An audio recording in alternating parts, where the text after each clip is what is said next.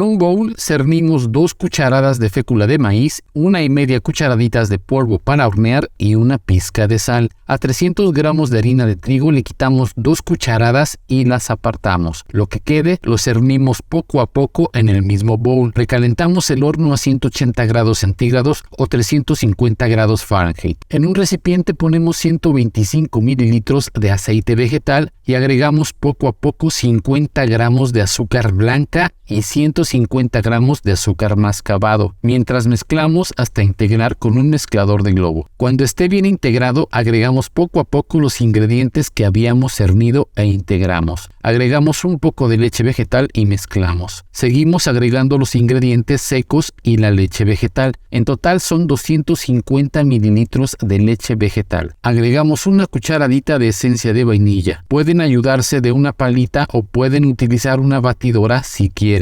Agregamos 50 gramos de nueces picadas y mezclamos. Rellenamos nuestros moldes, previamente puestos nuestros capacillos para cupcakes. Rellenamos hasta 3/4 de cada molde individual o de cada capacillo. Le damos unos golpecitos al molde para que baje bien la mezcla. Los metemos al horno por 25 minutos y revisamos. Apagamos el horno y retiramos. Así es como quedan estos deliciosos y esponjaditos cupcakes de nuez con vainilla.